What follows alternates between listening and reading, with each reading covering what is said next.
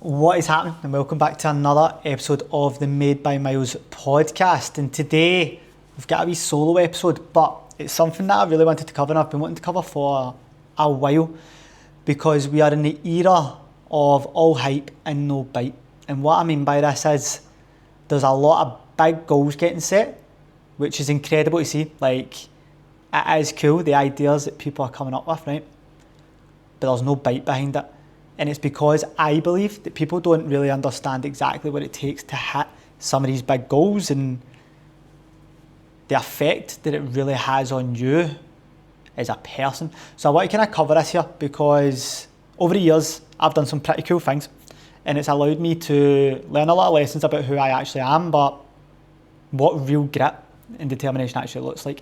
So I'm going to kind of break this down for us, man, because as I say, with the era of social media and what we're in, it's so common for people to want to achieve some really out there things, which, as I say, is really, really cool. But there's a few things that you need to understand, man. When you are hitting out with these goals, without sounding cliche, you need to really know why you're doing it. Like, is it you've got a wee buzz about you and you're like, oh, let's go for this? Is it because you want to feel seen and you want validation from other people? Or is it because you truly want to see what you're capable of? Now, there's a time and a place, man, for where you maybe want a wee bit of validation from other people. I think everyone goes through that phase. And people that say that they don't, it'll probably lie. At one point in your life, you are looking for external validation and you want to feel praise off of other people. And well, I've certainly had that. And like, let's not kid ourselves, it's a nice feeling. But see, when it comes to like the fucking nitty gritty side of fucking big ass goals that are bigger than you need to want to do it for yourself. You need to want to see what you're capable of. And this is where people go wrong, because they get caught in the middle of it and they're like, oh, I think I'm just going to leave this now. And it's, you never truly wanted it. And that's cool. But you just sit down and go, what do you actually want? And sit with that question. And even if you're thinking about a big goal, a big target, like sit with it now. Even pause this and go, right, okay, do I actually want this? Do I want to go into the middle of this and, yeah, dig in when a lot of people dip? Because a way to look at this, it used to be very uncommon. Now it's becoming very common, but the common mindset is not able to achieve the uncommon. I want you to sit with that. So the main thing that I want to use as an example here is the time that I ran the length of Scotland, right? So for anyone that doesn't know, that was 539 kilometres in 10 days, which averaged roughly about 53 kilometres per day. Some bigger days, some shorter days, but it was an ultra marathon every single day for 10 days, which was absolutely wild. But I'll be real, one of the best experiences of my life. Me and my partner Georgia just rented a camper van, started at John O'Groats and finished in England. Like, it was insane. It was such a cool experience, and to be able to have that memory is insane. And as well, if you haven't seen it, we've actually got a vlog that was out a couple of years ago for it, which was cool. You can see that I was still relatively new to talking to the camera, because my swearing was atrocious, and you can just hear it in it, man. So if you want to laugh but you want a wee bit of inspiration, go and give that a wee watch, man. But yeah, we'll use this as an example, and I want to kind of go through 3 phases here: the build up, during, and after, and just break it down as much as I can for you, because I want to see people achieving big things, but you need to know what's going to happen. You need to understand what you're going to go through, and you need to understand the emotion and the psychology of what's about to happen to you. Okay, so in the build up, right, obviously a lot of people go like, what's my training going to look like? How am I going to fit that in? That is a small part of it, right? Which sounds crazy, because obviously big endurance feats, training, yeah, predominantly going to be there. But as I say, the biggest thing, in my opinion, is the emotional toll it takes on you. How much it just consumes you and how much it affects you, in a good and a bad way. And there needs to be an element of where you surrender to how hard and how consuming this is going to be. And depending on where you're at and what the goal is, depends on how much it will consume you, man. Again, if you're going for your first marathon, that will consume you. If you're going for your first half marathon, it most likely will consume you, right? Because it's just where you are in your journey, right? But see, as you go up the tiers and you start to push for stuff like an Ironman, or even 70.3, or an ultra, or a multi-day ultra, a Hyrox, whatever it may be, or whatever level of Hyrox you're going for, man, it'll consume you in different ways, right? The main thing that I see getting all consumed is your energy, and people don't know how to regulate that, and it comes out in emotion. And this is one thing that I found when I look back to my prep for the Scotland run. I was in Bali, which it brings its own challenges, but I think it made me a bit ignorantly bliss to how I was actually feeling, because like, you're in paradise, sun's out, good food, good people, you're not really acknowledging it, but I was absolutely fucked. And had I been home, I think I would have been a lot more emotional and a lot more angry. And I've seen it in different preps, like I've seen it in other preps with like marathons and stuff like that, where I have been like that. So the one thing that really gets hit is your energy, your mood, and your ability to regulate your emotions. And this can be big, because you sometimes have outbursts, but you sometimes overthink, you sometimes think erratically, and that can take even more energy away from you, and you start to get a wee bit AWOL, man. And what that can have an effect on is even your overall recovery, because you're not able to switch off completely. But if you can prepare yourself for that and understand when you've got pockets in the week that you can chill out. And again, chilling out doesn't necessarily mean sitting watching TV. If that's what you want to do to chill out, cool, whatever, man. But whatever you can actually do to just sit at peace and be properly like switched off and just sit. You need to have times like that, especially when you're in these preps. Now, one of the biggest things that I noticed as well was how selfish I had to be. As I said, obviously we were in Bali at the time. I was training for Run Scotland, and in the moment, in the heart of it, again, it was all consuming. It was probably all consuming for Georgia as well, because she just supports everything that I do. But we never really questioned the fact that I would get up at 4:30 in the morning, run a marathon, come back, and just be scatterbrained, just absolutely fried from about 10 o'clock, 11 o'clock, all the way through till about dinner time. Then we go get food, and then we just repeat for weeks on end. And like, that was when we were here. But if you're back home or you're around your friends and family, you will notice that that's where the real sacrifice comes into. It's not so much your time. Like, that's obviously a hard factor, is it? But the bottom line, you decided to do this. Like, you have made this decision, so be at peace with how much time this is going to take.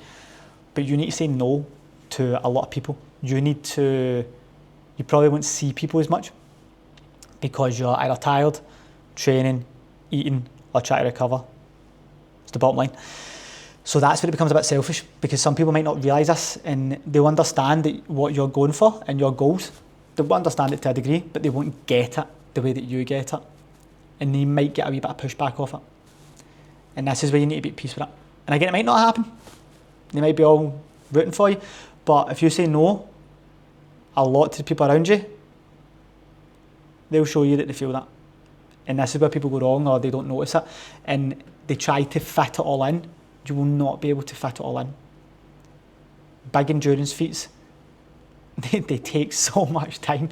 They take a lot out of you. And this isn't to put you off it. This is just to make you aware of what's going to happen. And then as well, like the kind of physical cost as well that I put down in my notes here that I wanted to kind of cover, like depending on the goal, depends on how much this physical cost is going to be. But on average, you're going to be training more than what you're used to. So for an idea, I was pushing out 200 to 300 kilometre weeks at the top end of this prep. Constantly fatigued, was sore all the time, sleep was disrupted. And again, you're always thinking about the next run. There becomes a point where you're not worried, but you're a bit like, oh fuck, when's this going to end, man? And that's kind of a hard headspace to be in, but you need to be at peace with it. I mean, and again, you're not balanced, you're committed. There's a massive difference. It's like you can be committed and you can still have an element of balance where, yeah, you're pushing your performance, you're pushing your physique, but you're still holding your lifestyle outside of that realm. When it comes to these things, you are committed. You need to be locked in. And again, if this is where I always think about it, it's like if you've made the decision to go for this, then you need to surrender to the fact that this is what you're doing. And this is at the forefront of your mind. And whatever your training weeks look like, it's up to you to make it work. Nobody's coming to save you. And I think this is where a lot of people go wrong, and it's like, you will train under fatigue, you will do things you don't really want to do.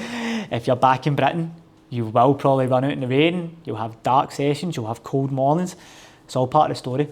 But the build-up is arguably, in my opinion, the best bit, because that's when you start to meet a new person. Like from every single prep I've went through, every big endurance feat, or every chapter, if you will, I've met a different person and a bit different version of me that's a bit more elevated. And that's a very, very exciting thing. But only when you do these things a few times, you start to go, right, okay. If you're in your first big prep, you'll be a bit like, oh, fuck, this is shit. You just need to trust me in this, that you will meet a version of yourself that you didn't know was there, but you'll be fucking happy you brought it out, man. So the build, it's hard. It really, really is hard. But this is where the process begins, and you start to understand what's going to happen, and you start to get excited about it. And it's like the best thing I can do or give advice on this is, and this is something that I do, like I'm currently training for an Ironman right now. And when I'm out and it's a tough session, it's a run I don't want to be doing, it's a swim, it's a cycle, it's even a lifting session, whatever it is, man, something that's hard, I'm just like, right, okay, think about that red carpet. So for me, I'm thinking about when I get to that finish line and it goes, Kieran Ingram, you are an Ironman. That's what I'm thinking about. And it just gets me going, gets me in a headspace. I'm like, right, let's do this. So whatever it is, think of the last 2 kilometres, think of the last 2 minutes, that last push. That should be enough to keep you locked in. But remember, during the prep, your goal doesn't really care about your emotions. It really doesn't. So you need to learn to detach that and do the thing. Again, I'll talk about this later, but performance doesn't necessarily mean health. And I heard this on a podcast a couple of weeks ago, and it landed, because there's been times I've been doing things and I'm like, this doesn't feel like a very optimal way of health, but for my performance and my goal, it's what had to be done. So that kind of covers the build up to it, which can be hard, really fucking hard, but it's very, very rewarding. Then you've got during, right? And I call this the bubble phase, right? So depending on how long this event is or what it's going to take, right? For me, it was 10 days, right? But different events have only been 1 day events and stuff like that, right? But to give a bit of perspective, 10 days, I'd completely switched off from the world altogether. And I was just in this, like, in a weird way, like a kind of tribal headspace, where I was like, this is what has to be done. I have no option. And see, when you're in that headspace, you kind of have a disregard to your health, to what this could potentially happen to you, or any thought of failure. It just goes. But that always comes down to your prep. Like, there was something that I got told a very long time ago. When you're on a start line, you will feel if you deserve to be there. You'll know instantly. And if you feel like you don't deserve to be there, you'll probably start hitting it with like, my hamstrings are a wee bit sore, my back's a wee bit tight. Stuff will start to come up, but again, the truth will come through the cracks.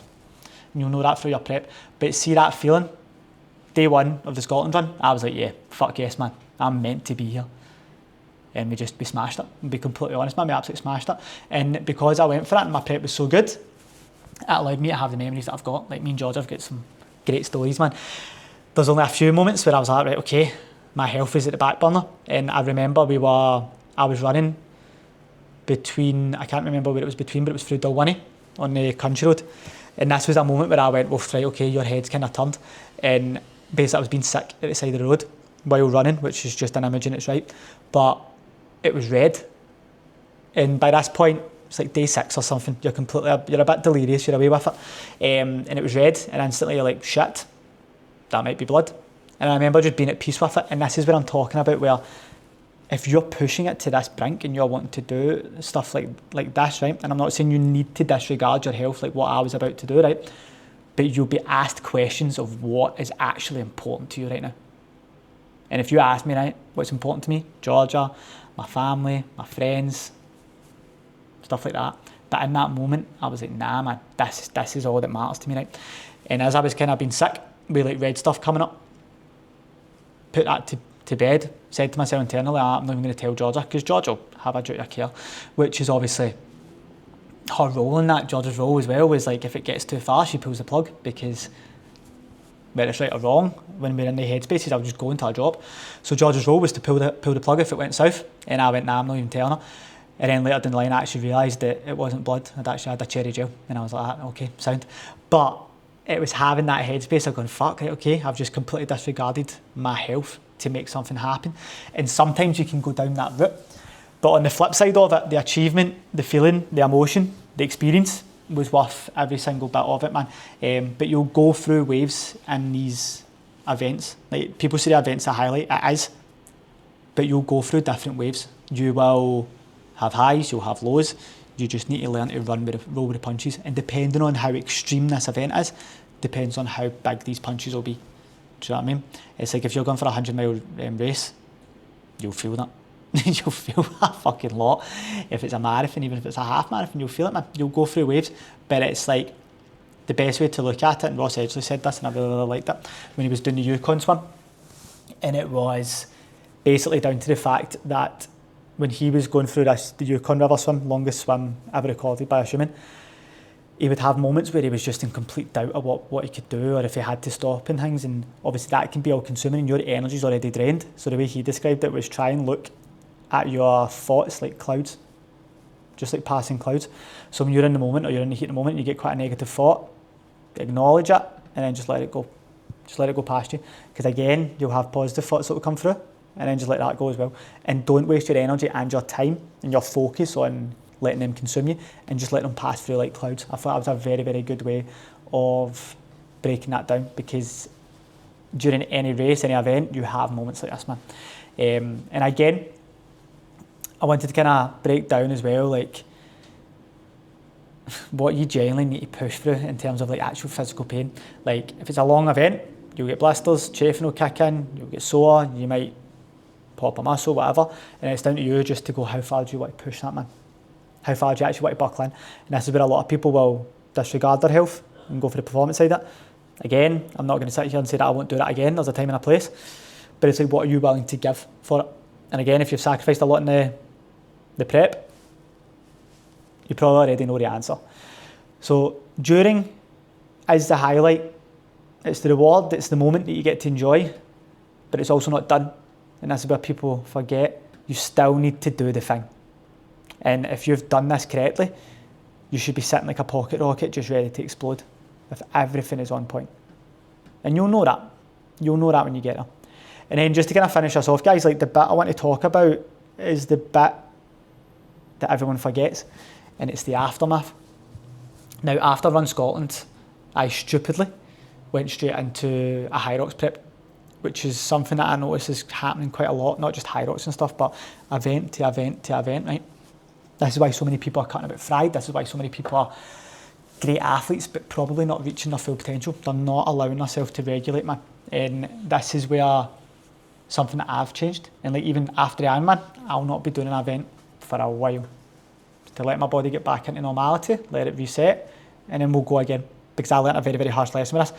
I jumped into an 8-week prep for High Rocks Poznan with my good friend Josh, and we came in at a good time. It was one of the best High Rocks races we've had, but it just fried me, and like physically and mentally, I was in a bad way for a very, very long while. And even when I looked at the knock-on effect of it, I ended up going back to CBT, and I thought it was because of this thing. It was actually because my body just hadn't recovered from that feat.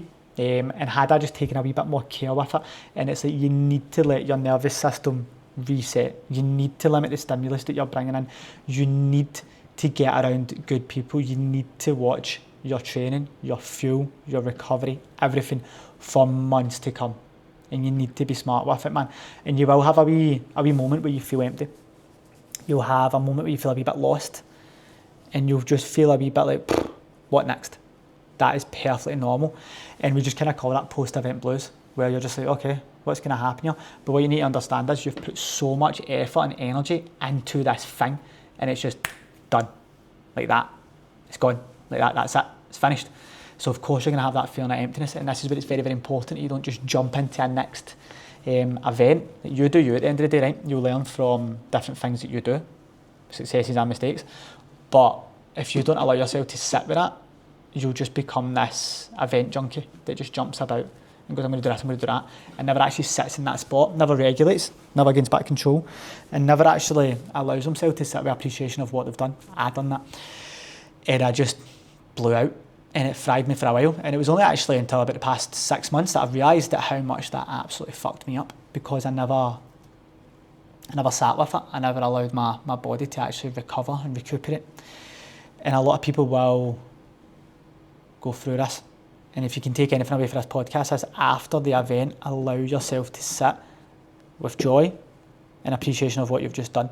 Still push, still train, still eat good, still sleep well, still do you. You can still make progress, but don't jump the gun to the next thing until you know your body's ready to do that and your mind is ready to do that. Because as we covered, there's been a lot of sacrifices during these big events, man. And this is where you either fall out of love with what you're trying to do, cut corners, get injured, or just patch it all together. And it's so common, man. So I want you to take away for that, man. But again, man, the core truths with this, and I wrote these down for like the biggest takeaways to take from this short podcast, is like, big goals are all consuming. You don't just add them in. They do take over.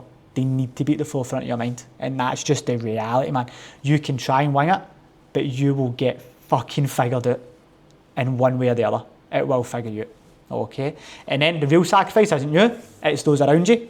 Be at peace with that. Speak your truth. Explain to the people around you why you're doing that. That's all you can do. And then again, sometimes it's not health, it's performance. Elite level performance and pushing to boundaries you've never been before sometimes doesn't look the healthiest or is the most optimal way of health. And that's not to say that it's an unhealthy way of doing things. You will learn a lot about yourself, you will become a better person. But it's not the all-round healthy lifestyle sometimes, because it's all consuming. There's a lot of sacrifice, man. You might be running on fumes. Yeah, and you might be pushing to the brink, and sometimes that's not health, if you will, but sometimes that's performance. And then again, the aftermath will test you the same way the event tests you. Emotionally, you'll need to stabilise. Physically, you'll need to stabilise. And you'll need to go through a period where you're like, right, okay, and just sit with it. And sit in peace, sit in quietness, and see where that actually takes you. So, guys, I hope you enjoyed that solo podcast there. Try to break down with what it actually takes to achieve some fucking really big performance goals. I would love if you took stuff away from this to share this to your story. And please, if you're watching this on YouTube, like and subscribe and share it to your friends and family. Make some noise about the Made by Mouth podcast. And if it has landed, I would love to hear what goal you're working towards, and feel free to bounce any ideas off of me on Instagram, and I'll happily help you out. But we will catch you next week.